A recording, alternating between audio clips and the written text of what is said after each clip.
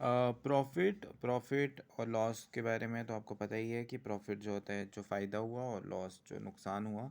तो cost price होता है जो कि कॉस्ट होगी उस चीज़ की जो भी चीज़ बेच रहे हैं, ठीक है, उसकी कॉस्ट। सपोज़ ये बुक की कॉस्ट है 100 रुपीज़, ठीक है। तो सेलिंग प्राइस जिसको नहीं पता है तो मैं बता दूं, हमारी दुकान है एक। तो अगर मैं उसको ये यहाँ पे इस पे MRP लिखा हुआ है 180, तो मैं इसको सपोज 100 का है तो 110 का बेच दूँ, ठीक है। तो वो हो गया सेलिंग प्राइस, ठीक है। ज़्यादा वो नहीं करना, लूटना नहीं लोगों को, 10 रुपीज़ चलते हैं। तो ये हो गया कॉस्ट, सेलिंग प्राइस जितने का आपने बेचा है और कॉस्ट प्राइस जितने का आपको आया हुआ है। प्रॉफिट प्रॉफिट प्रॉफिट कैसे निकालेंगे? जितना आपने बेचा और जितनी उसकी ओरिजिनल कॉस्ट थी, ठीक है, उसमें से आपका प्रॉफिट निकल जाएगा।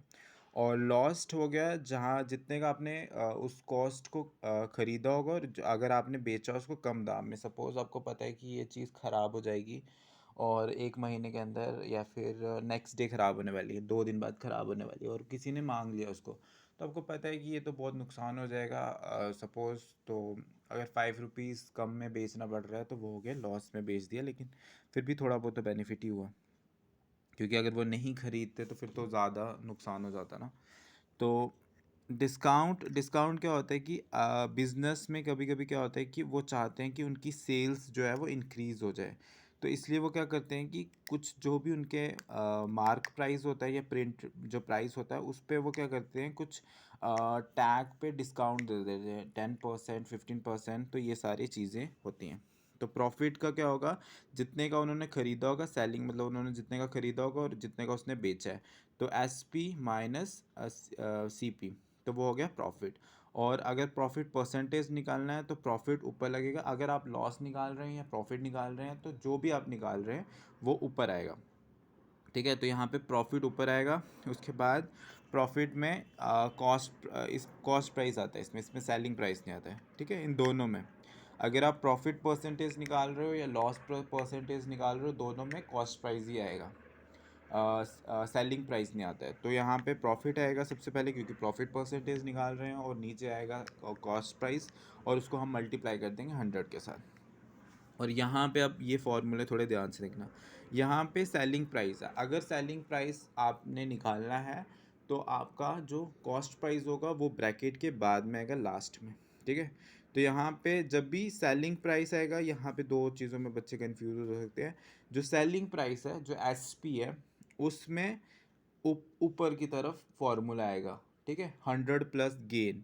और जो कॉस्ट प्राइस है उसमें नीचे की तरफ फॉर्मूला आएगा। अब इसको तुम ये याद रख सकते हो कि S वाला जो भी लेटर का वर्ड होएगा उसके फॉर्मूले में ऊपर आएगा वो, मतलब 100 प्लस गेन परसेंटेज, दोनों में सेम है। 100 पर gain percentage, 100 plus gain percentage. तो यहाँ पे कॉस्ट प्राइस है, यहाँ पे सेलिंग प्राइस है। तो यहाँ पे अपनी याद रखना है, सेलिंग प्राइस वाला ऊपर होता है, कॉस्ट प्राइस वाला नीचे होता है। और जो भी यहाँ पे आप लिख रहे हो SP, तो यहाँ पे दूसरा ऑपोजिट वाला आएगा CP। यहाँ पे CP है तो यहाँ पे SP वाला आएगा। सेम लॉस में क्या होगा? कॉस्ट प्राइस मतलब माइनस सेलिंग प्राइस, और लॉस परसेंटेज, तो लॉस ऊपर आएगा, नीचे आएगा कॉस्ट प्राइस मल्टीप्लाई 100। और यहाँ पे यहाँ पे सेलिंग प्राइस में 100 ऊपर था, 100 यहाँ पे प्रॉफिट हो रहा था, ठीक है। प्रॉफिट वाले में गेन हो रहा, अगर प्रॉफिट होएगा तो यहाँ पे गेन वाला लिखना है, लेकिन ये तो लॉस वाला है ना। तो इसमें लॉस में अगर सेलिंग प्राइस निकालना होगा तो 100 माइनस लॉस परसेंटेज बाय 100। और लॉस परसेंटेज कैसे निकालते हैं? Loss by cost price multiply 100। तो यहाँ पे CP वाला में 100 ऊपर आएगा और ये नीचे आ जाएगा, ठीक है। अभी ये फर्स्ट क्वेश्चन देखते हैं। The mark price is 20% higher than cost price, a discount of 20% is given on mark price, what type or by this type of sales there is. तो यहाँ पे इन्होंने दिया हुआ है कि कॉस्ट प्राइस जो है वो 100 रुपीज़ है, ठीक है।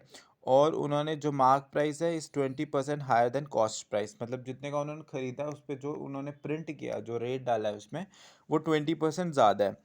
तो क्या करेंगे? मार्क प्राइस कितना आ जाएगा उसको, मतलब 100 रुपीज़ की अगर चीज़ ली है तो उन्होंने कितने के बेचेंगे उसको? 120 का, क्योंकि 20% तो वो प्रॉफिट ले रहे हैं वहाँ से एक्स्ट्रा करके उस मार्क प्राइस पे उसने उन्होंने पुट किया है।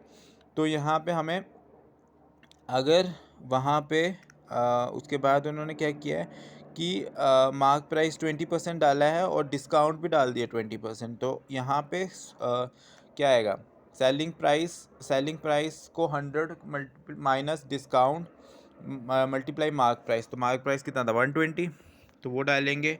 उसके बाद डिस्काउंट कितना 20%, मतलब उन्होंने ट्रैक जो टैक्स जो था, मतलब शर्ट थी अगर सपोज 200 रुपये की, तो उन्होंने उसको 220 का कर दिया, ठीक है। और बाद में उन्होंने बोला कि डिस्काउंट देके 20 मतलब 240 का कर दिया उन्होंने। तो बाद में उन्होंने बोला कि 40 रुपीज़ हम फिर से मतलब वो कर दे, डिस्काउंट भी दे रहे हैं, मतलब एक्चुअल में 200 की ही थी चीज़, लेकिन उन्होंने बढ़ा चढ़ा के बिजनेस करके उसको बेचने में सक्सेसफुल रहे वो लोग। तो यहाँ पे डिस्काउंट आएगा 20, तो 100 - 20 आएगा 80, 120 मार्क प्राइस है वो इधर आ जाएगा, 100 यहाँ पे आ गया, तो आ गया 96।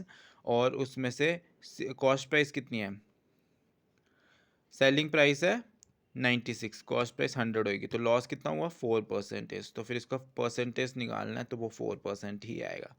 या फिर ये शॉर्टकट तरीक़े से भी आप सॉल्व कर सकते हो, जो होता है A+B। यहाँ पे A क्या होगा, जो आपने 20 बढ़ाया है, जो मार्क प्राइस में 20% बढ़ाया था, और डिक्रीज़ जो है वो डिस्काउंट वाला है, जो 20% डिस्काउंट से किया हुआ था।